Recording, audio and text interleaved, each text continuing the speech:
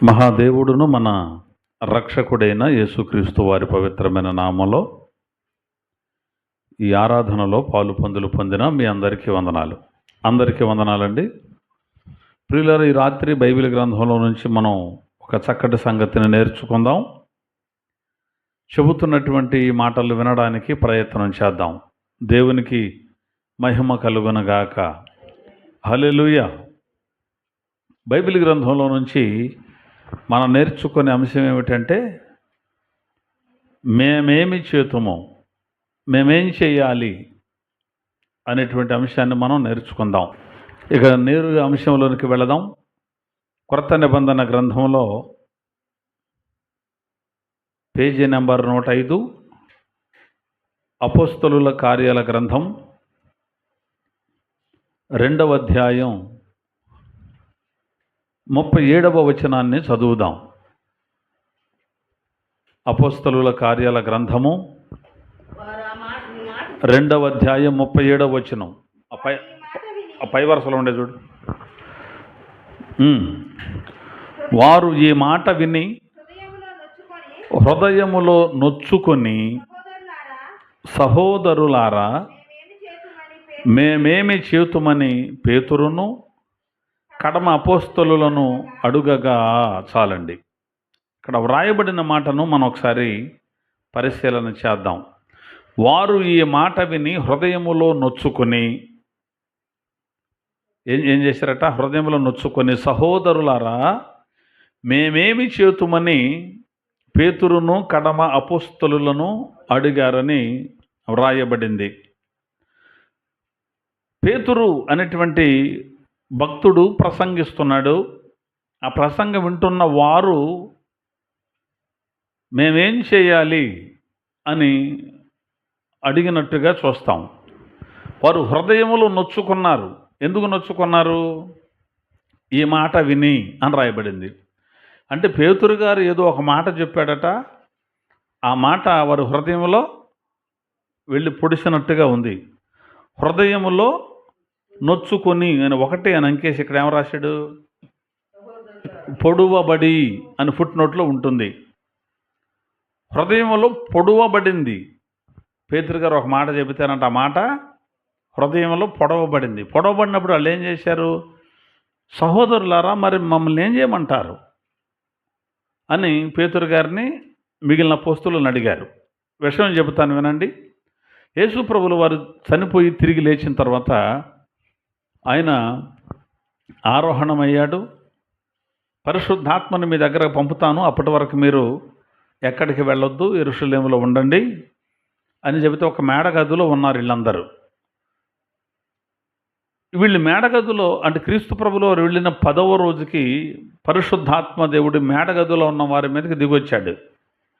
అప్పుడు వాళ్ళు భాషలు మాట్లాడటం మొదలుపెట్టారు, అన్య భాషలు. ఉదయాన్నే వాళ్ళు భాషలు మాట్లాడటం మొదలు పెడితే అక్కడ ఏమిటి అలా జరుగుతుంది, అల్లరిగా ఉంది అని ఆ చుట్టుపక్కల వాళ్ళందరూ కూడా అక్కడ పరుగెత్తుకుంటూ వచ్చారు. వాళ్ళు వచ్చేసరికి వీళ్ళంతా భాషలు మాట్లాడుతున్నారు, ఆరాధన చేస్తున్నారు.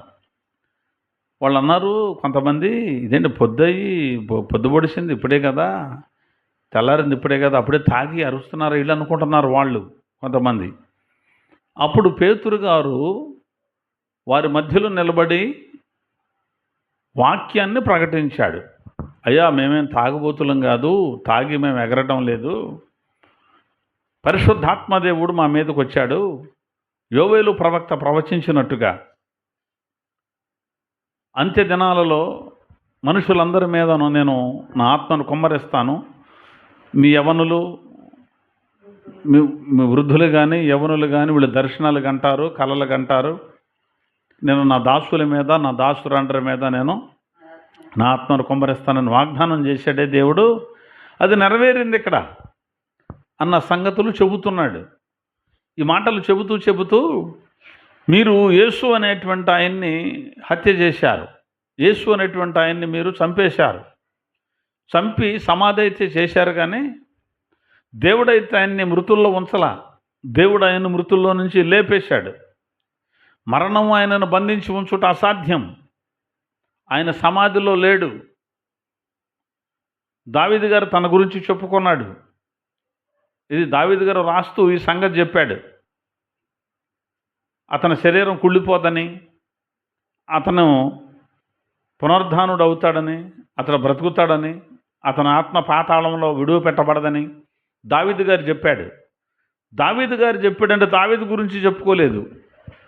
దావీదు గారు చచ్చిపోయాడు, ఆయన సమాధి ఇంకా మన మధ్యలోనే ఉంది. ఇవాళ కూడా సమాధి కనబడుతుంది. మరి దావీదు ఏమన్నాడు? నా ఆత్మ పాతాళంలో ఉండదు అన్నాడు, నా శరీరం కుళ్ళిపోదు అన్నాడు. అంటే దావీదుని గురించి కాదు ఆయన చెప్పింది, ఆయన యేసు క్రీస్తుని గురించి చెప్పాడు అని ప్రసంగం చెబుతున్నాడు. ఎవరు? పేతురు గారు ఆ కూడి వచ్చినటువంటి జనాంగాలతో ప్రసంగం చెబుతున్నాడు. కాబట్టి ఈ యేసుని దేవుడు లేపేశాడు, ఈయనకి మేము సాక్షులం, ఆయన సమాధి ఖాళీగా ఉంది అన్న ఈ సంగతులన్నీ చెబుతూ 36 వచనంలో అన్నాడు, మీరు సిలువ వేసిన ఈ యేసునే దేవుడు ప్రభువుగాను క్రీస్తుగాను నియమించెను అని ఇశ్రాయేలు వంశమంతయు రూఢిగా తెలుసుకొనవలెనని చెప్పెను అని ఆ వచనం అక్కడ ముగించి 37 అంటాడు, వారు ఈ మాటలు విని, ఏ మాటలు? యేసు అని ఆయన్ని మనం చంపేశాం కదా, సమాధి చేశాం కదా, ఆ సమాధిలో నుంచి ఆయన తిరిగి లేచాడు. అసలు ఆ మాటలు రాయబడింది దావీదు గురించి కాదు, దావీదు రాసుకున్నది. ఇదిగో ఈ క్రీస్తుని గురించి అనట. కాబట్టి దేవుడు ఆయన్ని లేపాడు. ఆ యేసు అంటే ఎవరో కాదు, ఆయనను ప్రభువుగాను క్రీస్తుగాను దేవుడు నియమించాడు అన్న సంగతి, అన్న మాటలు పేతురు గారు అక్కడున్న జనాంగాలతో చెప్పాడు. వారు ఈ మాటలు విని హృదయములో నొచ్చుకునేట్టు పొడవబడి అనంది. మీరే ఆయన్ని చంపారు కానీ దేవుడు ఆయన్ని లేపాడు అన్న సంగతులు చెబుతుంటే ఏమనాలి? హృదయంలో పొడవబడ్డప్పుడు, నొచ్చుకున్నప్పుడు అంటే మేము చంపామా, మా మీద నిందేస్తావా, మేము నీకు అట్ట కనపడుతున్నామా అని అడ్డం తిరగాలి, అంతేనా? కానీ వాళ్ళు ఏం చేశారంటే ఆ మాటలు హృదయంలో పొడుచుకున్నప్పుడు, నొచ్చుకున్నప్పుడు అడ్డం తిరగటం మానేసి పేతురు గారితో మిగిలిన అపోస్తలులతో, అయ్యా మమ్మల్ని ఏం చేయమంటారు, మరి మాకు దారేంటి అని అడిగారు.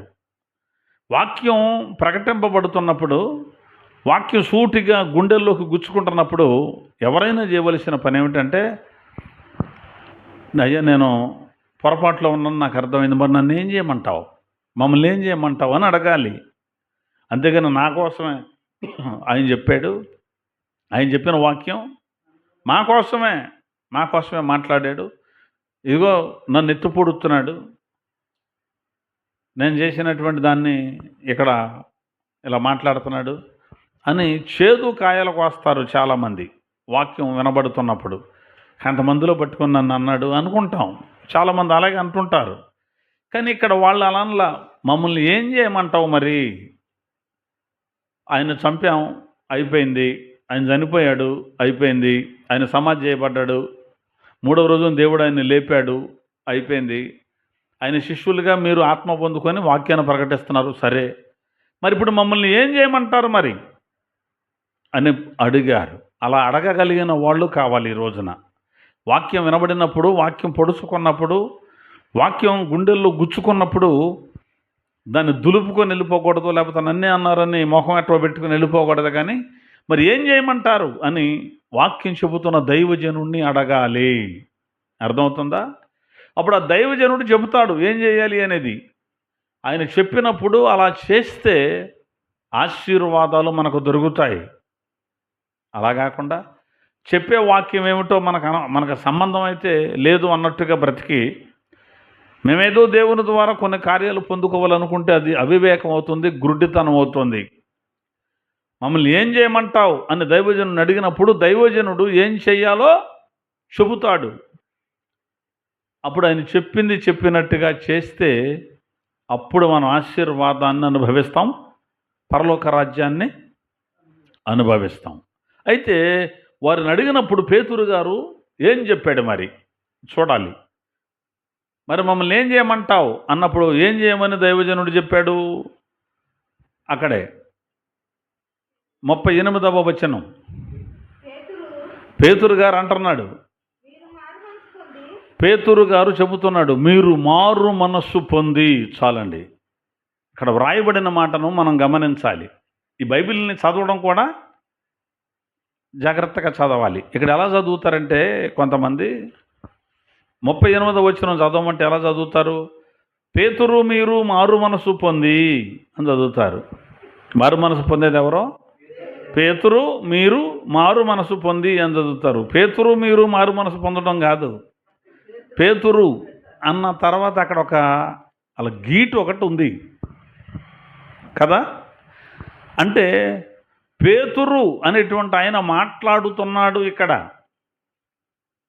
ఆ జనసమూహం అడిగారు, అయ్యా మరి మమ్మల్ని ఏం చేయమంటారు అని అడిగారు. అప్పుడు పేతురు గారు చెబుతున్నాడు, ఏమని? మీరు మారు మనస్సు పొంది అని చెబుతున్నాడు. అంటే ఇప్పుడు వీళ్ళు చేయవలసిన పని ఏమిటి? మారు మనస్సు పొందాలి. దేవునికి మహిమ కలుగునగాక. ప్రతి ఒక్కరూ మారు మనస్సు పొందాలి. మీరు సైడ్ ఉన్నారు, మీకు అర్థం కాదు. మీరు మారు మనస్సు పొందండి అని చెప్పాడు. ఇప్పుడు ప్రతి ఒక్కళ్ళు చేయవలసిన పని ఏమిటి? మారు మనస్సు పొందాలి. అంటే మనసు మారాలి. అంటే ఈ మనసుకి ఏమైంది? ఇది చెడిపోయిన మనస్సు, పాడైపోయిన మనస్సు, దేవునికి విరోధమైన మనస్సు. ఈ విరోధమైన, చెడిపోయిన, పాడైపోయిన మనస్సు ఏం చేయాలి? మార్పు చెందాలి. మీరు మారు మనస్సు పొందండి అని పేతురు భక్తుడు మాట్లాడుతున్నాడు. ఇవాళ ప్రకటించవలసిన సువార్త కూడా ఏమిటంటే మారు మనసు పొందండి అనే ప్రకటించాలి. మారు మనసు పొందకుండా పాటలు పాడినా, మారు మనసు పొందకుండా మందిరానికి వెళ్ళినా, మారు మనసు పొందకుండా కానుకలు సమర్పించిన, మారు మనసు ఒక వ్యక్తి పొందకుండా ఎన్ని సంవత్సరాలు మందిరానికి వెళ్ళినా అతనికి ప్రయోజనము లేదు, రాదు. ఈ సంగతిని గుర్తుపట్టాలి. మారు మనసు పొందండి అని పేతురు భక్తుడు చెబుతున్నాడు. బాప్తిస్మం ఇచ్చే యోహాను వచ్చి ఏం ప్రకటించాడు? బాప్తిస్మం ఇచ్చే యోహాను ప్రకటించింది ఏమిటి? మారు మనస్సు, మారు మనస్సుతో కూడిన బాప్తిస్మాన్ని ప్రకటించాడు. ఆయన మారు మనస్సును గురించే ప్రకటించాడు. మీరు రాసుకోండి. మత్తయి సువార్త 3వ అధ్యాయం 1వ వచనాన్ని కనుక మనం చదివితే అక్కడ ఉంటుంది. చదివితే చదవండి, లేదు అనుకుంటే టైం మనకు చాలదనుకుంటే నేను చెప్పిన సంగతుల తర్వాత చదవండి. సరే చదవండి. ఆ దినముల యందు బాప్తిస్మమిచ్చు యోహాను వచ్చి పరలోక రాజ్యము సమీపించి ఉన్నది, మారు మనస్సు పొందుడని చాలు యోదయ అరణ్యంలో ప్రకటన చేశాడు. యోహాను గారు ప్రకటించింది ఏమిటి? మారు మనస్సును గురించి ప్రకటించారు. ఆ తర్వాత ఆయన చెరసాలలో వేయబడ్డాడు. ఆయన చెరసాలలో వేయబడిన తర్వాత యేసుక్రీస్తు ప్రభుల వారు సువార్తను ప్రారంభించాడు. యేసు ప్రభు ఏం ప్రకటన చేశాడు? మార్కు సువార్త 1వ అధ్యాయం 14-15 వచనాల్లో ఉంటుంది. అది కూడా చదవండి. యోహాను చెరపట్టబడిన తరువాత యేసు కాలము సంపూర్ణమై ఉన్నది, దేవుని రాజ్యము సమీపించి ఉన్నది, మారు మనస్సు పొంది సువార్త నమ్ముడని చెప్పుచు. అది అర్థమవుతుందా? యేసుక్రీస్తు ప్రభుల వారు కూడా యోహాను ఎప్పుడైతే పట్టబడ్డాడని విన్నాడో ఆ తరువాత యేసయ్య కూడా ప్రకటన చేశాడు, సువార్త చెప్పాడు. ఏమిటని చెప్పిన సువార్త? మారు మనస్సు పొందండి అని చెప్పాడు. యోహాను మారు మనస్సును గురించి ప్రకటించారు. యేసుక్రీస్తు ప్రభుల వారు కూడా మారు మనస్సును గురించి ప్రకటించారు. మరి అపోస్తలులు చూద్దాం. మార్కు సువార్త 6:12. మార్కు సువార్త 6వ అధ్యాయం 12. ఇప్పుడు పేతురు గారు చెబుతున్నది అదే. అక్కడ చూద్దాం. కాగా వారు బయలుదేరి మారు మనస్సు పొందవలెనని ప్రకటించుచు దయ్యాలు వెళ్ళగొట్టారు. ఇక్కడ వ్రాయబడిన మాట అపోస్తలులను పంపుతున్నాడు యేసయ్య. ఎవరిని పంపుతున్నాడు? అపోస్తలులను పంపుతున్నాడు. వీళ్ళు వాక్యం చెప్పడానికని వెళ్ళి వీళ్ళు దేన్ని ప్రకటన చేస్తున్నారు? మారు మనస్సు. ఎవరు ఎప్పుడు ఎక్కడ నోరు తెరిచినా మారు మనస్సును ప్రకటించాలి. మారు మనస్సును ప్రకటించకుండా దేవుడు నిన్ను దీవించడానికే నన్ను పంపించాడు. మీరు ఆశీర్వాదాలు అనుభవిస్తారు, మీరు అద్భుతాలు చూస్తారు, మీరు మహత్కార్యాలు చూస్తారు. అదిగో నీ జీవితంలో కార్యం కనబడుతోంది, అదిగో నీ జీవితంలో కనబడుతుంది, ఇదిగో నీ జీవితంలో కనబడుతుందని మోసం చేసేటువంటి వ్యక్తులు చాలామంది ఉన్నారు. నీకు మారు మనసు ఉందా అని, మారు మనసు పొందు అని ప్రకటన చెయ్యాలి. ప్రభు చేసింది అదే, అపోస్తులు చేసింది అదే, యోహాను గారు వచ్చి చెప్పింది కూడా అదే. మారు మనస్సు అనేటువంటిది పొందకుండా ఆశీర్వాదం ఎప్పటికీ పొందలేరు. ఇది గుర్తుంచుకోవాలి. ఆశీర్వాదం అంటే ఏదనుకుంటారు మనోళ్ళు? చక్కటి ఇల్లు కట్టుకొని, డబ్బులు గట్టిగా సంపాదించుకొని, మంచి బట్టలు కొనుక్కొని, పంట బాగా పండి, పిల్లలకి ఉద్యోగం వచ్చి మీరు అన్నట్టు మంచి బండి ఒకటి కొనుక్కొని, అబ్బా దేవుడు మమ్మల్ని దీవించాడండి, దేవుడు మమ్మల్ని ఆశీర్వదించాడండి, మేము చర్చికి వెళ్తున్నాము అని అనుకుంటారు. కానీ మారు మనసు ఉందా? మారు మనసు లేకుండా నీకు ఎన్ని డబ్బులు ఉండగానే అది ఆశీర్వాదం కాదు. మారు మనసు లేకుండా ₹1,00,00,000 నీకున్నా, బంగారంతో ఉయ్యాలు చేపించుకొని నువ్వు ఊగినా నీకు ఆశీర్వాదం కాదు, అది దరిద్రం, శాపం. అది మనం గుర్తుపట్టాలి. మార్పు చెందాలి మనిషి ముందు, మనిషి అనేవాడు ముందు మార్పు చెందాలి. అందుకని మీరు మారు మనసు పొందండి అంటున్నాడు. మనం మార్పు చెంది మనం రూపాంతరం చెందాలి. మార్పు చెందడం అంటే, మారు మనసు అంటే ఏమిటి? మారు మనసు అంటే ఇప్పటివరకు మన మనసు ఏవేవో పనుల మీద, ఏవేవో కార్యాల మీద మన మనసు ఉంది. ఇప్పుడు ఆ మనసును క్రీస్తు వైపుకు, క్రీస్తు వాక్యం వైపుకు త్రిప్పుకొని బ్రతకటమే మారు మనసు అంటే. మన మనసు ఏవేవో చేయమని చెప్పింది, వాటిని ఇప్పుడు మానేసి వాక్యానుసారంగా బ్రతకని చెప్పడం మారు మనస్సు. వాస్తును నమ్ముకున్న మన మనసు ఇప్పుడు క్రీస్తును నమ్ముకోవడమే. మనస్సు మార్పు చెందాలి అంతే తప్ప అది కావాలి ఇది కావాలన్నట్టుగా కూర్చుంటుంది. మారు మనసు అవ్వదు. మేము మారు మనసు పొందామండి అని చెబుతారు కొంతమంది. మేము మారు మనసు పొందాము అని చెబుతారు, ఏమీ లేదు, మరలా ఇదివరకటి చేసినటువంటి దరిద్ర పనులన్నీ చేస్తూనే ఉంటారు. ఇదివరకు చేసిన పనికిమాలిన ఆచారాలు ఆచరిస్తూనే ఉంటారు, లోక సిద్ధాంతాలు పాటిస్తూనే ఉంటారు. మరి మారు మనసు ఎక్కడ పొందింది? మారు మనసు పొందిన వాళ్ళు అలా చేయరు. మారు మనసు అనేటువంటిది ఎలా వస్తుంది అంటే, కొరింథీ పత్రికలో చెబుతాడు, దైవ చిత్తానుసారమైన దుఃఖము రక్షణార్థమైన మారు మనసును కలుగజేయును. ఈ మారు మనసు దుఃఖమును పుట్టింపదు. లోక సంబంధమైనటువంటిది దుఃఖమైతే మరణమును కలుగజేయును అంటాడు. కొరింథీలకు రాసినటువంటి 2వ పత్రిక 7:10 అక్కడ రాయబడి ఉంటుంది. అది రాసుకోండి, రెఫరెన్స్ 7వ అధ్యాయం 10 వచ్చినా కన్నది కొరింథీలకు రాసిన 2వ పత్రిక 7:10లో ఉంటుంది. కాబట్టి అలాంటి మారు మనస్సు అనేటువంటిది మనకు కావాలి. మార్పు లేకుండా ఏ పని చేసినా ప్రయోజనం లేదు, మనకు ఆశీర్వాదం కాదు. మారు మనసు పొందకుండా ఎంత నీకు వెండున్నా, బంగారం ఉన్నా, ధనమున్నా, ధాన్యమున్నా, బంధువులున్నా, బంగళాలున్నా, కారులున్నా, ఏది ఉన్నా అది నీకు ఆశీర్వాదం కాదు. నువ్వు మార్పు చెంది అవన్నీ కలుగుంటే సంతోషం, మార్పు చెందిన తర్వాత లేకపోయినా సంతోషం. అర్థమవుతుందా? కాబట్టి ప్రతి ఒక్కరూ కూడా పొందుకోవలసింది ఏమిటి? మారు మనస్సును పొందుకోవాలి అని పేతురు గారు చెబుతున్నాడు. పేతురు గారు అన్నాడు, మీరు మారు మనస్సు పొంది, తర్వాత ఏమన్నాడు? 28వ వచనం, 2:28 అపోస్తల కార్యాల గ్రంథం చదవండి. మీరు మారు మనస్సు పొంది పాప క్షమాపణ నిమిత్తము ప్రతివాడును యేసుక్రీస్తు నామమున బాప్తిస్మము పొందుడి అన్నాడు. అంతేనా? మారు మనస్సు పొంది తర్వాత ఏం చేయాలి? బాప్తిస్మము పొందాలి. ఎందుకు పొందాలి బాప్తిస్మం? పాప క్షమాపణ నిమిత్తము. నిమిత్తము అంటే కొరకు అని అర్థం. అయ్యా మమ్మల్ని ఏం చేయమంటావు అని అడిగారు వాళ్ళు.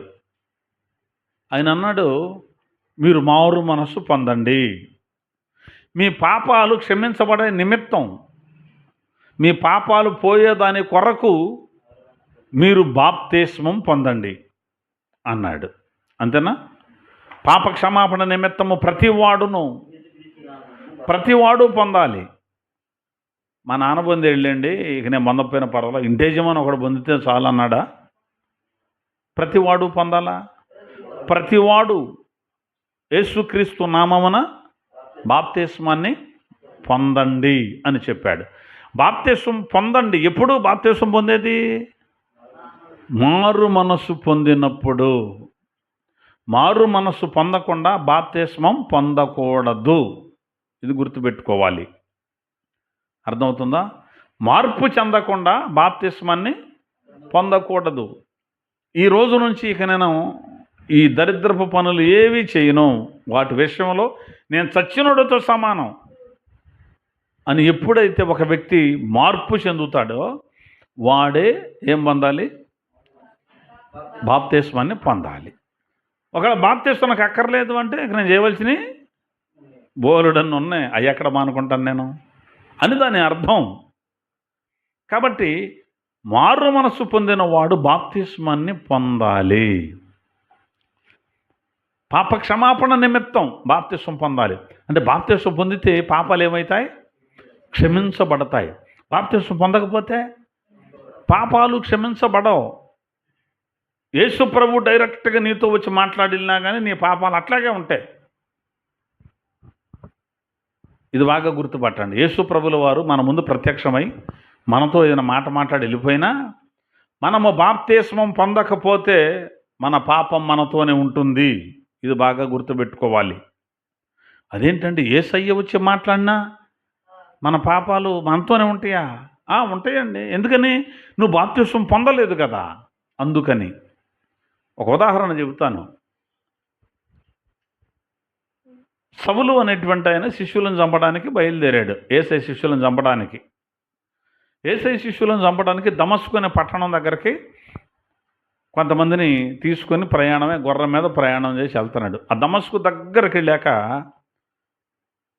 పెద్ద వెలుగు వాళ్ళకు కనపడి వాళ్ళంతా గుర్రాల మీద నుంచి కింద పడిపోయారు. అప్పుడు ఆ వెలుగులో నుంచి ఒక స్వరం వినబడుతుంది, సౌలా సౌలా అన్నాడు. ప్రభువా ఎవడవు నువ్వు అన్నాడు. మళ్ళీ ప్రభువా అని బాగానే అన్నాడు. మళ్ళీ అర్థం కాక అన్నాడు. అప్పుడు అన్నాడు, నేను నీవు హింసించుచున్న యేసును అని యేసయ్య ఆయనతో మాట్లాడారు. ఇదిగో నువ్వు తిన్నది కనబడిన వీధి ఒకటి ఉంటుంది, అక్కడికి వెళ్ళు, పలానా చోట ఉండు, పలానా ఆయన వస్తాడు, అననీయ అనే ఆయన నీతో చెప్పవలసిన సంగతులు చెబుతాడు.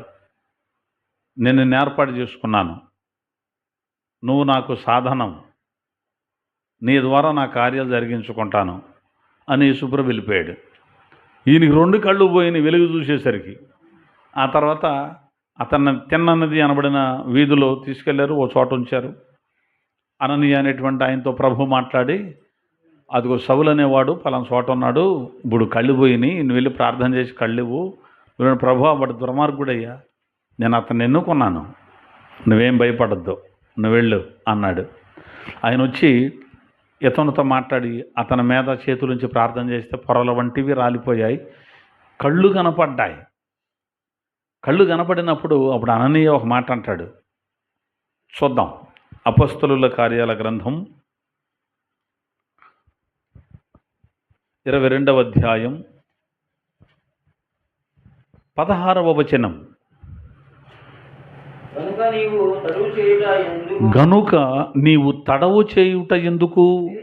లేచి ఆయన నామమును బట్టి ప్రార్థన చేసి బాప్తిస్మము పొంది నీ పాపములు కడిగి వేసుకొనమని చెప్పాను. చాలు. ఇక నువ్వు తడవ చేయొద్దు. మరి నువ్వేం చేయాలి? నువ్వు లేచి ప్రభువు నామమును బట్టి ప్రార్థన చేసి బాప్తిస్మము పొంది నీ పాపములు కడిగి వేసుకో అని చెప్పాడు. అంటే అప్పటి వరకు అతని పాపాలు అతనితోనే ఉన్నాయి. ఎప్పటి వరకు? బాప్తిస్మం పొందే వరకు అతనితోనే ఉన్నాయి ఈ పాపాలు. ఈ పాపాలు ఎప్పుడు కడిగేసుకోమన్నాడు? బాప్తిస్మం పొంది నీ పాపములు కడిగి వేసుకో. అంటే బాప్తిస్మం పొందకపోతే పాపాలు కడగబడవు. అందుకే పాప క్షమాపణ నిమిత్తము బాప్తిస్మం పొందాలి. బాప్తిస్మం పొందితే పాపాలు క్షమించబడతాయి. ఒకటి, నీ తల్లిదండ్రుల నుంచి వచ్చిన, నీ మీదకు వచ్చిన శాపాలు, దోషాలు, పాపాలు. రెండవది, అప్పటి వరకు బాప్తిస్మం పొందే రోజు వరకు నీవు చేసిన పాపాలు, దోషాలు ఇవన్నీ కూడా బాప్తిస్మంతో పోతాయి. ఎందుకు అంటే ఆ శాపం నీ మీద ఎప్పుడు పోద్దంటే నువ్వు చచ్చిపోయాకే పోద్ది. అయితే బాప్తిస్మం పొందేవు అంటే నువ్వు పాపముల విషయమై చచ్చిపోయావు కాబట్టి ఆ శాపం నీకు ఉండదు. పాప క్షమాపణ నీకు కలగాలి అంటే చేయవలసిన పని అంటే మీరందరూ బాప్తిస్మం పొందండి అని చెబుతున్నాడు పేతురు గారు. కాబట్టి ఇప్పుడు పౌలు గారు కూడా ప్రభుతో మాట్లాడాడు, కానీ అతని పాపాలు ఎప్పుడు క్షమించబడతాయి అన్నాడు? బాప్తిస్మం పొంది కడిగేసుకో. బాప్తిస్మం పొందనం అన్నాడు అనుకో, నీ పాపాలు నీతోనే ఉంటాయి అని అర్థం. అందుకే నమ్మి బాప్తిస్మం పొందిన వాడు రక్షింపబడును. రక్షణ అన్న మాటకు అర్థం ఏమిటి? పాప విముక్తి అని అర్థం. రక్షణ అంటే ఏమిటి? పాప విముక్తి. ఎప్పుడు కలుగుద్ది? బాప్తిస్మం పొందినప్పుడు. ఏమండే మా సంఘంలో లేదండి, మా అయ్యగారు వాళ్ళు వద్దన్నారు, అంత అవసరం లేదంట, అది పొందొద్దన్నారు, మేము పొందాం అన్నామనుకో, వాళ్ళు ఏమవుతారో చూద్దాం. బైబిల్ గ్రంథంలో ఒక మాట చూపిస్తా. లూకా సువార్త 7వ అధ్యాయం. వాళ్ళు ఏం చేశారని బైబిల్ చెబుతుందో, లూకా సువార్త 7వ అధ్యాయం 30వ వచనం. లూకా సువార్త 7వ అధ్యాయం 30వ వచనం. పరిసయ్యులను ధర్మశాస్త్రోపదేశకులను అతని చేత బాప్తిస్మము పొందక తమ విషయమైన దేవుని సంకల్పమును నిరాకరించిరి. చాలు. బాప్తిస్మం పొందకపోతే అక్కడ అన్నాడు, తమ విషయమైన దేవుని సంకల్పమును నిరాకరించిరి. అంటే దేవుని సంకల్పం ఏమిటి? ఒక్కొక్కళ్ళకే ఒక్కొక్క సంకల్పం దేవుడు పెట్టి ఉంచాడు. ఆ సంకల్పం నీ ద్వారా నెరవేరాలి అంటే నువ్వేం పొందాలి? నువ్వు బాప్తిస్మం పొందాలి. బాప్తిస్మం పొందకపోతే దేవుని సంకల్పాన్ని నువ్వేం చేసినట్టు, నేనేం చేసినట్టు? నిరాకరించినట్టు. మాకు తెలిసి ఎలవయ్యా చెప్పొచ్చావు, కానీ నువ్వు చెప్తే మేము వినాలి ఏంటి? అర్థమైందా? నిరాకరించడం అంటే ఏంటండి? మరి చెప్పొచ్చావులే, మాకు తెలుసు అని. ఇప్పుడు వీళ్ళు బాప్తిస్మం పొందని వాళ్ళందరూ కూడా, అది ఏ సంఘం వాడైనా కానివ్వండి, బాప్తిస్మం పొందని వారందరూ కూడా ఇప్పుడు దేవుని సంకల్పాన్ని నిరాకరించారు. ఇది ఎవరో గనక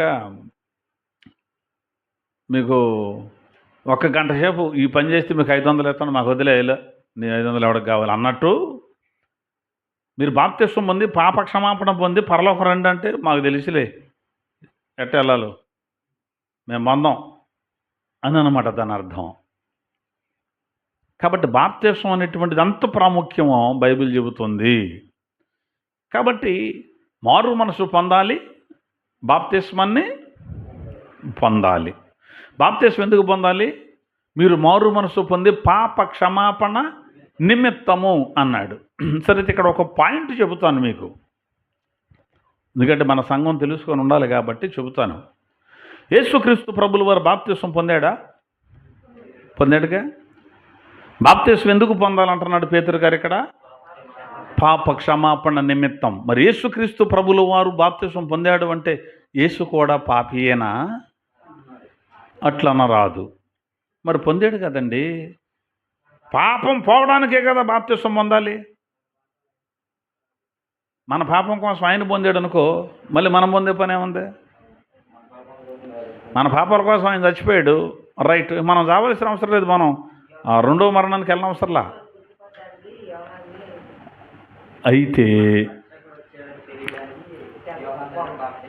అయితే చెబుతాను, ఇదే సంగతి ఒక పాస్టర్ గారు నన్ను అడిగాడు. బాప్తిస్మం పుస్తకం రాసేవి కదా అని చదివి హైదరాబాద్లో ఉంటారు ఆయన, అని అడిగాడు. యేసు కూడా పాపియే, మీకు తెలుసా ఆ సంగతి అన్నాడు. అదేంటండి అంత మాట అన్నారు అంటే, ఎందుకు అంటే పాప క్షమాపణ నిమిత్తం బాప్తిస్మం పొందాలి కదా, రైట్. మరి యేసయ్య పొందాడు అంటే ఆయన పాపే కదా. దీనికి చాలామంది చాలా రకాల వివరణలు ఇచ్చారు. ఏది ఇప్పుడు మనం అనుకున్నట్టుగా ఏమని, మన పక్షాన ఆయన బాప్తిసం పొందాడు, నీతి యావత్తు ఇలా జరగాలని ఆయన మాదిరి చూపించాడు, మన పక్షాన ఆయన పొందాడు అని చెబుతున్నారు. కానీ ఇవేమి అతకో. మన కోసం ఆయన పొందటం ఏంటి బాప్తిసం? మన కోసం ఆయన పొందినప్పుడు మళ్ళీ మనం పొందే పని ఏముంది? మన కోసం ఆయన మరణించాడు. ఇక మనకేమైంది? మరణం లేదు. అంటే శరీర మరణం కాదు, ఇది కూడా ఉండదు ఆయన వచ్చేట ఆయనకు బతుకుంటే. శరీర మరణం కాదు, ఇక అగ్నిగుండం తప్పించాడు. మనం దాన్ని నమ్మి బాప్తిసం పొందాలి అంతే. కానీ యేసయ్య ఎందుకు పొందాల్సి వచ్చింది? ఆయన పాపి అంటే ఆయన పాపి కాడు. బైబిల్లో ఎన్నో రెఫరెన్సులు ఉన్నాయి. ఆయన పాపం చేయలేదు.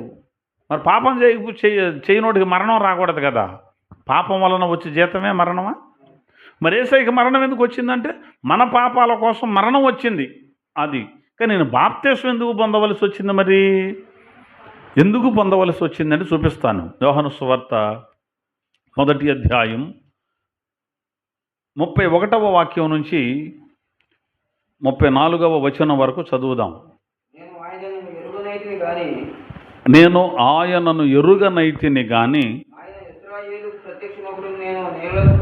అది ఆయన ఇశ్రాయేలుకు ప్రత్యక్షమగుటకు నేను నీళ్లలో బాప్తిస్మమిచ్చుచు వచ్చి తినని చెప్పెను.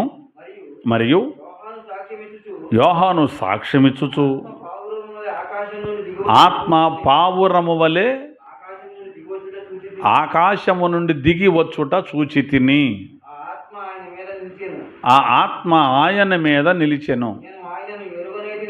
నేను ఆయనను ఎరుగనైతిని గాని నీళ్లలో బాప్తిస్మమిచ్చుటకు నన్ను పంపినవాడు ఎవని మీద ఆత్మ దిగివచ్చుట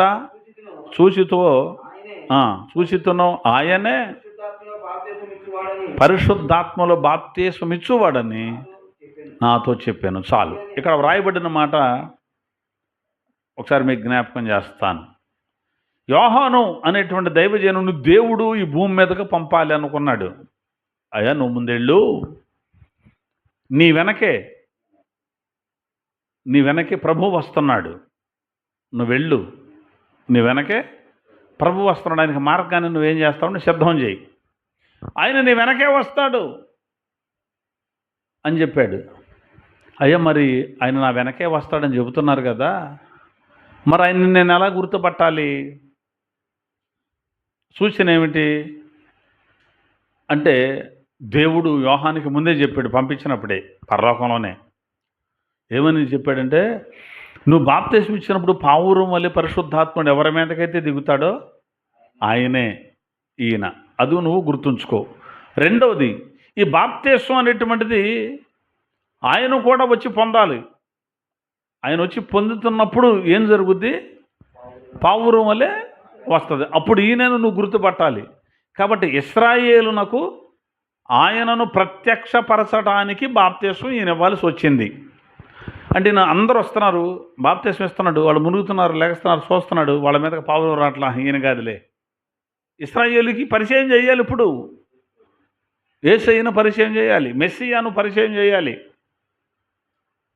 నా వెనక వచ్చేవాడు నాకంటే శక్తివంతుడు. ఆ వెనక వచ్చేది ఎవరో ఈయనకి తెలియదు. నేను ఎరుగనైతిని. మరి ఎలా ఎరుగుతావు? ఆయన బాప్తిసం అనేటువంటిది ఇస్తున్నప్పుడు ఎప్పుడైతే పావురం వల్లే పరిశుద్ధాత్ముడు వస్తాడో అప్పుడు ఈయనే అని గుర్తుపట్టామని నాతో చెప్పాడు, నన్ను పంపిన ఆయన. అప్పుడు ఇశ్రాయేలుకి ఈయన నేనేం చేయాలి? ప్రత్యక్షపరుస్తాను. అంటే ఇశ్రాయేలీలకి ఇది ఈయనే లోక పాపములు మోసుకొని పోవు దేవుని గొర్రెపిల్ల అని చూపించాలి అంటే దీనికి ఎట్లా తెలుస్తుంది? బాప్తిసం ఇస్తూ ఉంటే కానీ తెలియదు. అలాగ అందరూ వస్తున్నారు, పొందుతున్నారు, పోతున్నారు, వస్తున్నారు, పొందుతున్నారు, పోతున్నారు. అలాగే యేసయ్య వచ్చాడు, బాప్తిసం ఇచ్చాడు, అర్థమైపోయింది ఆయన రావటమే అసలు వాస్తవానికి.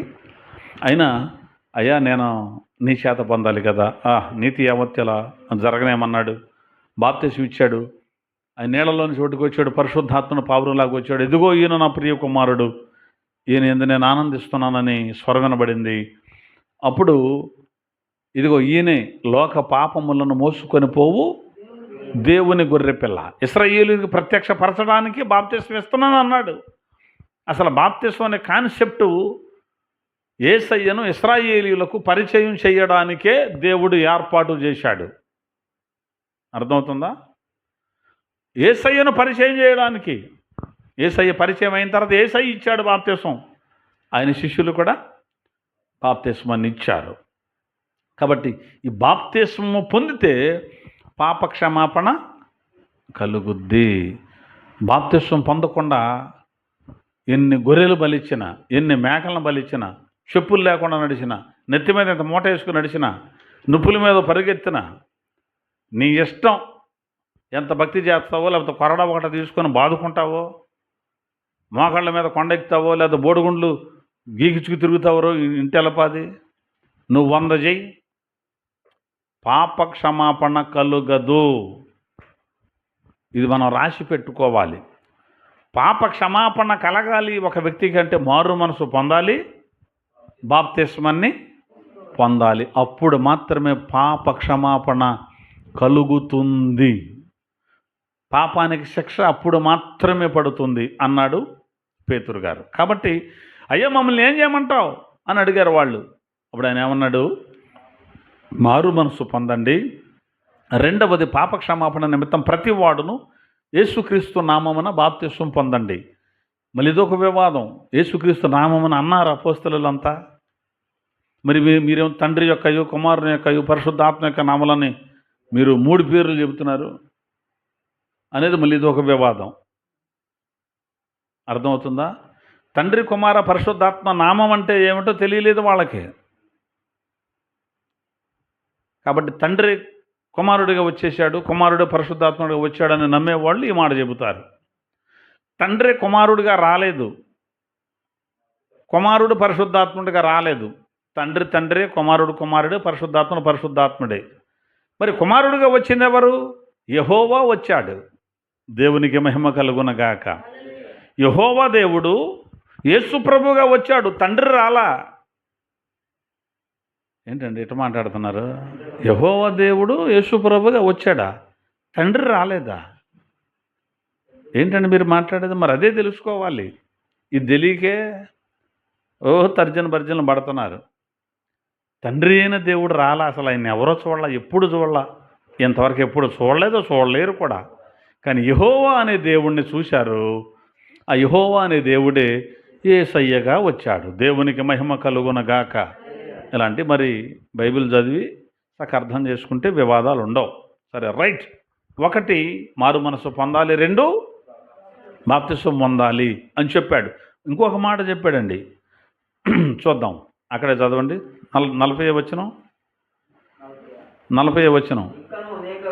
ఇంకను అనేక విధములైన మాటలతో సాక్ష్యం ఇచ్చి మీరు మూర్ఖులగు ఈ తరము వారికి వేరై రక్షణ పొందుడి అంటే పాప క్షమాపణ పొందుడని వారిని హెచ్చరించెను అన్నాడు.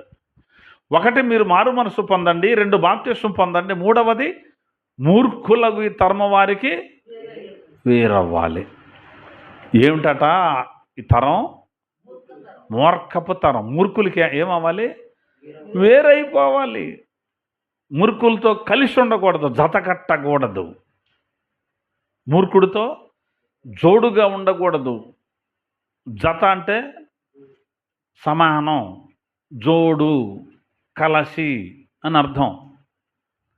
అర్థమవుతుందా? వాడితో మనం ఎలా ఉండకూడదు? సమానంగా ఉండకూడదు మూర్ఖుడితో. మూర్ఖుడు ఏది చేస్తే మనం అది చేయకూడదు. మరి ఏమవ్వాలి? వేరైపోవాలి. మూర్ఖులకు వేరై అనడా? మీరు మూర్ఖులగు అని 2 అని అంకేశాడు. అక్కడేమన్నాడు? వంకరైన జనం. మూర్ఖపు జనం అంటే ఎవరో? వంకర టెక్కరోళ్ళు. అంటే ఒక్క మాట నికరంగా ఉండదన్నమాట. అంతే. కాసేపు అంటాడు, కాసేపు అంటాడు, నేను ఎప్పుడు అన్నాను అంటాడు, అన్నాను అంటాడు. పాము ఎట్లా నడుస్తుంది? ఎట్లా వెళ్ళద్ది? లైన్కి వెళ్ళిపోద్దా పాము? ఏదన్నా వంకర టెంకరకి అట్లా ఉంటారు అనమాట మూర్ఖపు జనం. తాగుతావా అంటే చేసే, నేను ఎప్పుడు తాగా, ఎప్పుడు మానేసాను. నేను మానేసావా? మానేసా. మళ్ళీ రెండో రోజు చూడకపోతే అదేంటంటే ఏ అలా రే బూతులు ఎందుకు మాట్లాడుతున్నావురా అన్నావు అనుకో, లేదు నేను మానేసేసానుగా, అన్నీ వదిలేసేసా. మళ్ళీ తర్వాత చూడకపోతే కోపం వచ్చింది అందుకేనంది. అట్లా ఉంటారన్నమాట మూర్ఖపోయిన వంకర టెంకర. అలాంటి వారికి మనము వేరైపోయి ఉండాలి. మూర్ఖులు అంటే ఎవరంటే అన్నీ తెలుసుకొని కూడా ఏమవుద్దంట అనే వాళ్ళే మూర్ఖులంటే. సార్ వాక్యం తెలీదు, మందిరానికి వచ్చి అలవాటు లేదు, బైబిల్ చదివే అలవాటు లేదంటే సరే వేరే అనుకోవచ్చు. మెల్లగా బైబిల్ చదువుతారు, తర్వాత వాళ్ళకి అర్థం అవుద్ది. తర్వాత తాగుడు మాంతారు, అబద్ధాలు మాంతారు, వ్యభిచారం మాంతారు, దొంగతనం మాంతారు, అన్నీ మానుకుంటారు. అరే మందిరానికి వెళ్ళి వాక్యాలు వినుకుంటా ఇంకా మూర్ఖతరంగా ఉండేవాళ్ళు ఉంటారే, అలాంటి వారితో మనం జతగా ఉండకూడదు, జోడుగా ఉండదు. మూర్ఖులకి తరం వారికి వేరైపోవాలి, వాళ్ళతో కలిసి మనం ఉండకూడదు. బజార్లో కూర్చున్నారని మనం వెళ్ళి వాళ్ళతో కూర్చోకూడదు. అర్థమవుతుందా? వెళ్ళి దగ్గర పడచాలి, చచ్చే ఇక్కడ నేను కూర్చోవటం ఏంటని. ఏదన్నా నలుగురిలో ఏదో వ్యవహారం పిలిచారనుకో, మనం కూడా నిలబడ్డామనుకో, నుంచోగలవా? సిగరెట్ ఒకటి తాగుతాడు, చుట్ట ఒకటి తాగుతాడు, బీడీ ఒకటి తాగుతాడు, మందు తాగు ఒకడు వస్తాడు, బూతులు తిట్టుడు తిడుతుంటాడు, అరుసుడు అరుస్తాడు, కరుసుడు కరుతాడు. అసలు అక్కడ నుంచోగలమా? ఆ పొగలో నుంచోగలమా?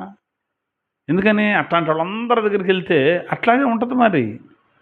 కాబట్టి వాళ్ళతో మనకు జాత ఏమిటి? అందుకనే వాళ్ళు నిలబడ్డ చోట మనం నిలబడకూడదు, వాళ్ళు కూర్చున్న చోట మనం కూర్చోకూడదు, వాళ్ళు ఆలోచించుకొని మనం నడవకూడదు అంటున్నాడు కీర్తనకారుడు. కాబట్టి అట్లాంటి వారికి మనం ఏమవ్వాలి? వేరవ్వాలి మీరు అని చెబుతున్నాడు పేతురు గారు. వాళ్ళకి వేరవ్వకుండా వాళ్ళతో కలిసిపోయి ఉంటే మీరు పరలోకం చేరరు, ఆశీర్వాదాలు పొందరంటున్నాడు. అయ్యా మమ్మల్ని ఏం చేయమంటావు అని అడిగారు వాళ్ళు. మారు మనసు పొందమని చెప్పాడు, బాప్తిసం పొందమని చెప్పాడు, మూర్ఖులకి వేరైపోమని చెప్పాడు, తర్వాత సంఘంలో చేర్చబడండి అని చెప్పాడు. ఆ తర్వాత అపోస్తుల బోధలో, సహవాసంలో, రొట్టె విరవడంలో, ప్రార్థన చేయడంలో ఎడతెగక ఉండండి. ఇది బైబిల్ గ్రంథం చెప్పిన మాట. సరే, తర్వాత మరొక ఆయన అడిగాడు, జైలధికారి అని ఒక ఆయన ఉన్నాడు. పౌలు శీలల్ని చెరసాల్లో వేసినప్పుడు, చెరసాల బద్దలైపోయినప్పుడు దేవుడు ఒక గొప్ప కార్యం చేశాడు. ఆయన చూసినప్పుడు అడిగాడు, అయ్యలారా రక్షణ పొందుటకు నేనేం చేయాలి అని అడిగాడు. అలా అడిగేవాళ్ళు కావాలండి ఈ రోజున. వీళ్ళందరూ అడిగారు పేతురు గారిని ఏమని, అయ్యా మమ్మల్ని ఏం చేయమంటావు, వాక్యం పొడుచుకుంది కదా అని. ఆయన అక్కడ అద్భుతం చూసి, పౌలు శీలల యొక్క ధైర్యం చూసి, వాళ్ళ భక్తి శ్రద్ధలు చూసి, అయ్యలారా రక్షణ పొందడానికి నేనేం చేయాలి అని ఆయన అడిగాడు. తర్వాత కొంతమంది దైవజనుడి దగ్గరకు వచ్చి ఇంకొన్ని మాటలు అడిగారు. చూద్దాం, ఒక్క మాట చూపించి నేను ముగించేస్తా. లూకా సువార్త 3వ అధ్యాయం 10-14 వచనాలు చదవండి ఒకసారి. లూకా సువార్త 3వ అధ్యాయం 10-14 వచనాలు. అందుకు జనులు, అలాగైతే మేమేమి చెయ్యాలి అని అతన్ని అడుగగా, అతడు 2 అంగీలు ఉంటే ఏమీ లేనోడికి ఇయ్యాలి. నీకు 2 ఉండగా ఏమీ లేనోడికి నువ్వు 1. ఆహారం నీకు సమృద్ధిగా ఉంది, పాపం ఈ పూట కడుపు మాడు ఒకడు కనపడుతున్నాడు, వాడు కూడా ఏం చేయాలి? కాస్త ఆహారం, షేరు భీమి ఆడు వండుకు తింటాడు. శంకర్లు కూడా వచ్చారంట బాప్తిసం పొందామని. బోధకుడా మరి మేమేం చేయాలి అని అడిగారు శంకరులు, అంటే పన్నులు వసూలు చేసేవాళ్ళు. అతడు మీకు నిర్ణయింపబడిన దానికంటే ఎక్కువ తీసుకోవద్దు అని చెప్పాడు. తర్వాత సైనికులు వచ్చారు. అంటే సైనికులు అంటే పోలీసు వారు, వాళ్ళు వచ్చి అడుగుతున్నారు, మరి మమ్మల్ని ఏం చేయమంటావు అని అడిగారు. అందుకు అతడు, ఎవరిని బాధ పెట్టకయు, ఎవని మీదను అపనింద వేయకయు, మీ జీతములతో తృప్తి పొంది ఉండుడని వారితో చెప్పాను అన్నాడు. జనులు వచ్చి అడిగారు అయ్యగారిని, అయ్యా మమ్మల్ని ఏం చేయమంటావు అన్నారు. అయ్యా ఎవరికైనా 2 అంగీలు ఉంటే లేని వాడికి ఇవ్వండి 1. నీకు ఆహారం ఉంది అలాగే చేయండి. లేనివాడు ఎవడున్నాడు వాడికి భోజనం ఎవరన్నా పెడతాడండి. తరతరాలు కూర్చొని తిన్న తరగనాస్తుండా ఇంటి ముందుకు ఒకడు వచ్చి అమ్మా అంటే రాత్రి మిగిలిపోయిన అన్నం కూడా బెటర్ వాళ్ళకి. అర్థమవుతుందా? అసలు చెప్పడం లేదు, అరిసి అరిసి ఆడిపోవటమే అంతే. ఏంటి ఆడితో మనకి అన్నాను అంత లెక్కలేని తనం. 2 అంగీలు ఉంటే అస్సలు లేనోడికి ఒకటి ఇవ్వమన్నాడు అంటే అప్పుడు ఈడికి ఒకటే అయిపోద్ది. అయినా పర్వాలా, 2 చొక్కాలు ఉన్నాయండి, చొక్కా లేకుండా ఒక ఆయన వచ్చాడు, ఆ 2వ చొక్కా ఇచ్చేయాలి అంటున్నాడు. మనకి ఎన్ని ఉండయో తొడుక్కోవడానికి, అయినా ఒకటి ఇవ్వడానికి ప్రాణం ఒప్పని వాళ్ళు ఉన్నారు కదా. ఎంతమంది ఉన్నారో, పోరుడు మంది ఉన్నారు. తర్వాత ఎవరు వచ్చారు? సుంకరులు. అంతేనా? సుంకరులు వచ్చారట. సుంకరులు అంటే వీళ్ళని అసలు లెక్క చేయరు, అంటే పాపులు అంటారు వీళ్ళని. సుంకం వసూలు చేస్తారు వీళ్ళు, పన్నులు. వాళ్ళు మమ్మల్ని ఏం చేయమంటామంటే మీకు ఎంతైతే వసూళ్ళు చేయమన్నారో అంతకంటే ఎక్కువ తీసుకోవద్దు అన్నారు. ఎంతైతే జమ చేయాలో అంతే, అంతకంటే ఎక్కువ వడ్డీ ఎంత అయింది, ఇంత అయింది ఏమనుకున్నావు అని లాగి జేబులో పెట్టుకోకూడదు. ఆ యజమాని వాళ్ళని ఎంత అయితే ఇమ్మన్నాడో అంతే, అంతకంటే ఎక్కువ తీసుకోకూడదు.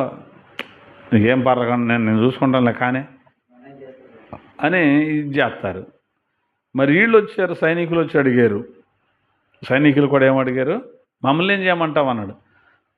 అయ్యా, ఎవరిని బాధ పెట్టద్దు, ఎవరి మీద అపనిందలు మీరు మోపొద్దు, మీ జీతంతో తృప్తి పొంది ఉండండి. మీ జీతం ఎంతో అంతే తీసుకోండి, అంతకంటే ఎక్కువ తీసుకోవద్దు. ఆప బండి ఆప అని ఇదే అని జేబులో పెట్టుకోకూడదు. తోటకూర వేసుకెళ్ళి దగ్గర తోటకూర కట్టలు, వంకాయలు వేసుకెళ్ళి దగ్గర వంకాయలు, బెండకాయలు దగ్గర బెండకాయలు. ఎవడన్నా బండి వేసుకొని వెళ్తుంటే ఈయన 3 ఎక్కారు 4 ఎక్కారు అని ఆడి దగ్గర ఏదో రకంగా సాయంత్రానికి ఇంటికి సరిపడ సంచి నిండా ఏ కూడా పోగేసుకొని మీరు వెళ్ళొద్దు. మీకు వచ్చిన జీతంతో తృప్తి పొందాలి. నీకు 10,000 రూపాయల జీతం, 15,000 రూపాయలు చేరుకున్నాం మీ ఆవిడకి ఎక్కడే జీతమే. తర్వాత సాటుగా గీతం ఉంటుంది అన్నమాట. అర్థమవుతుందా? అలాంటి పనులు మీరు చేయొద్దు అన్నాడు. జీతాలతో తృప్తి పొందాలి. హాస్పిటల్లో పనిచేస్తున్నామండి. ఇప్పుడు మన ఇంటి దగ్గర చూస్తే జ్వరం బిళ్ళ కావాలా, తలనొప్పి బిళ్ళ కావాలా, జలుబు బిళ్ళ కావాలా, విరేచనాల బిళ్ళలు కావాలా, మన ఇంట్లోనే పెద్ద మందుల షాపు లాగుంటుందా? ఎక్కడ నీకయ్యి? ఎక్కడే? అక్కడ నుంచి వేసుకొస్తున్నాం సంచిలో. కరెంట్ ఆఫీసులో పని, ఆ వైర్లన్నీ అక్కడే ఉండేంటి, ఇనపరాడ్లు వైర్లు, స్తంభాలను దోసేస్తున్నావు, జలాలు అల్లుకున్నోడికి అమ్మేస్తున్నావు. నీకెక్కడ చేయి? కరెంట్ ఆఫీసులో పనిచేస్తే నీకు జీతం ఇట్లేదా? వైర్లు ఎందుకు తెస్తున్నావు? అంగన్వాడీలో పనిచేస్తున్నావు, నీకెక్కడే కోడిగుడ్లు ఎక్కడే? ఆ పప్పు శాఖ ఎక్కడదే? ఎండుమిరగాయలు ఎక్కడే? వాటికి నెంబర్లు ఉంటున్నాయి. మళ్ళీ మన రివర్సులు పెట్టి నెంబర్ కనపడకుండా అన్నీ. అదేంటి జీతం ఇవ్వట్లేదా? అంటే ఎవరు ఎక్కడ పని చేస్తున్నారో అక్కడే సంచులు వేసుకొచ్చేస్తున్నారు. జీతములతో తృప్తి పొంది ఉండు. ఏం చేయాలయ్యా? జీతాలతో తృప్తి పొందండి. ఇవన్నీ ఎందుకు తెచ్చుకుంటున్నావు? మళ్ళీ ఇక్కడికి వచ్చి నా ప్రాణమా యేసయ్యా అని పాట పాడటం. నువ్వు లేని రోజు రోజే కాదయ్యా. ఎంత అద్భుతం అంటే, నువ్వు లేని రోజు అసలు రోజే కాదయ్యా. ఇంకేదో ఉంటుంది, నువ్వు లేని బ్రతుకు అసలు బ్రతికే కాదయ్యా. అసలు ఎంత చక్కగా పాట పాడతామో. మళ్ళీ అవన్నీ వాళ్ళ నోటి కాడ వీళ్ళ నోటి కాడ కొట్టుకొచ్చి ఏమంటే వచ్చే జీతం ఏమో ఎంత, మధ్యలో వసూలు చేసేది ఎంత. ఒక సంతకం కావాలంటే ఆడి మీద సీరియస్గా ఏంటి కాగితకాయలు ఏంటి రైట్ అన్నప్పుడు బయట కూడా చెప్తాడు. అసలు ఉండరు, నేను పెట్టించుకొస్తాను కానీ నాకు చూడు అంటాడు. వీడు అట్ట వెళ్తాడు, పెట్టించుకొస్తాడు. అవి మరి ఇప్పుడు అట్ట కుదిరింది. అందుకు కాదండి పిల్లలు శపించబడేది, అందుకు కాదు తల్లిదండ్రుల్ని పిల్లలు పొడిచేది వీళ్ళు చేసిన అదో పనులకి. సంపాదిస్తున్నావు నా పిల్లవాడికి అనుకుంటున్నాడు. ఇటీ ఏ అన్నాడు, ఇలా మెడకే కోసి అవతల పారేస్తున్నాడు. ఇంకేంటి పిల్లలకి ఆ దరిద్రం, ఆ శాపం ఎక్కడి నుంచి వస్తుంది అనుకుంటే మనం తెచ్చి సొమ్ము పెడుతున్నామే, పనికిమాలు సొమ్ము తెచ్చి పిల్లలను మేపుతున్నాము ఎంతెంత. అదే తప్పు. మరి నీ కష్టార్జితంతో గంజాన్నం తాగండి, బాగుంటుంది. అంతేనా? ఆడిని మోసం చేసి ఇంటికి తీసుకొచ్చి ఒక ఇల్లు కట్టావనుకో, ఆ ఇల్లు ఉంచడం లేపేస్తాడు.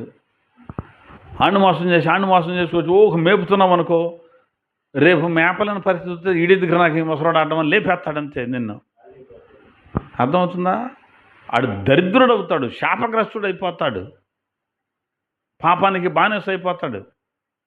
కారణం ఎందుకంటే అక్రమ సంపాదన మీరు తీసుకోవద్దు, అది బైబిల్ గ్రంథం చెప్పింది. అసలు ఎవరిది రూపాయి ఆశించుకోండి. యథార్థంగా బతికోళ్ళు ఉన్నారండి కొంతమంది అన్ని ఆఫీసుల్లో కూడా. అదంత మనశ్శాంతిగా నిద్రపోతారో తెలుసా? అదే పెంగిటింట్లో పడి ఉంటారు పాపం. ఏం చేస్తారు? తప్పదుగా మరి. బాధ్యతలో కష్టపడుతున్నారు, సంపాదిస్తున్నారు, కొంత నిలవేసి పర్వాలేదులే అని వీళ్ళకు కూడా ఒక వయసు వస్తుంది. పిల్లలేమో పెళ్ళిడికి వచ్చేస్తారు.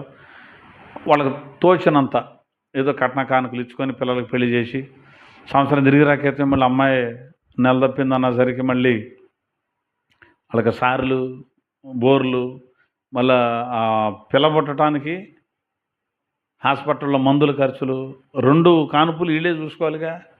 అవన్నీ చూసుకొని నెత్తి మీద ఎంటుకలు ఊడిపోయి ఏం చేయాలి అర్థం కాక నానా ఇబ్బందులు పడుతుంటే అప్పుడే వీళ్ళకి వయసు అయిపోతుందే, సమస్యలు ఎక్కువ అవుతాయి అన్నమాట. వాళ్ళకి అన్నీ ఇచ్చి పంపించే టైంలో వీళ్ళకి వయసు ఉంటుందా? వయసు తరిగిపోతూ ఉంటుంది. అప్పటికి పిల్లలకు పెళ్ళిళ్ళు చేసి మళ్ళీ వాళ్ళకి పురుళ్ళు పోసి వాళ్ళకి ఆ ఖర్చులన్నీ అమ్మాయి అన్నపాటికి మళ్ళీ వీళ్ళకి అప్పుడే బీపీలు, వీళ్ళకి అప్పుడే షుగర్లు, అప్పుడే గ్యాస్ ట్రబుళ్ళు, అప్పుడే కాళ్ళు నొప్పులు, అప్పుడే బాధలు. అంటే వయసు మీద పడ్డవాడికి బాధలు కూడా ఎక్కువైపోతాయి అప్పుడే. కాబట్టి అయితే పర్వాలా, నేను ఎక్కడ రూపాయి ఆశించను అని యథార్థంగా బ్రతికే వాళ్ళు ఉన్నారు. కొంతమంది ఏమో ఇవన్నీ కలిపి పోగేసి వాళ్ళకి ఇద్దామని చూసి మురుగు సాగు చచ్చిపోయి నరకానికి పోయేవాళ్ళు కొంతమంది ఉన్నారు. కాబట్టి మమ్మల్ని ఏం చేయమంటావు అని అడిగితే చెప్పాడు దైవజనుడు, మీరు మారు మనసు పొందండి, పాపాలు పోగొట్టుకోవడానికి బాప్తిసం పొందండి, తర్వాత ఈ మూర్ఖులకి మీరు వేరే రక్షణను పొందండి అని చెప్పాడు. ఇక్కడ యోహాను గారి దగ్గరికి వచ్చి అడిగారు కొంతమంది, అయ్యా మీకు భోజనం ఉంటే లేనోడు ఎవడని ఉంటే ఆడికి కూడా భోజనం పెట్టండి, మీకు 2 అంగీలు ఉంటే లేనోడు కూడా ఇవ్వండి, తర్వాత ఈ సుంకరులతో మీరు ఎంత వసూలు చేయాలో అంతే వసూలు చేయండి, ఎక్కువ వడ్డీలు కట్టి వసూలు చేయొద్దు. మరి సైనికులు అడిగితే మీకు ఏ జీతం అవుతుందో దాంతో తృప్తి పొందండి, అపనందం ఎవడి మీద వేయొద్దు. అర్థమవుతుందా? అపనందలు వేయొద్దు, ఎవరిని బాధ పెట్టొద్దు. మీకు ఎంత జీతం అయితే వస్తుందో అంత జీతంతో తృప్తి పొందండి అని దైవజనులు చెప్పారు. అలా బ్రతికితే మనకు మేలు. అర్థమవుతుందా? అలా బ్రతికితే మనకు మేలు. ఏ రోజుకి మనకి ఏది అవసరమో అది దేవుడికి తెలుసు, ఆయన ఇస్తాడు. ఒకవేళ మనకు అవసరం కంటే ఎక్కువ ఉందా, ఆ మనిషి పాడైపోతాడు, అనుమానమే లేదు. అవసరానికి మించి ఎప్పుడైతే సంపాదిస్తాడో అక్రమంగా, అది అతనికి కీడు, మేలు కాదు. కాబట్టి ఈ సంగతులు గుర్తుపెట్టుకొని పాపాల నుంచి విడిపించబడండి, మారు మనసు పొందండి, బాప్తిసం పొందండి, యేసు శరీర రక్తాల్లో పాలు పొందండి, ఆయన రాకడ కొరకు సిద్ధపడండి. అదే అసలైన ఆశీర్వాదం. దేవుడి మాటలు మనందరి వినికిడిలో స్థిరపరచునుగాక.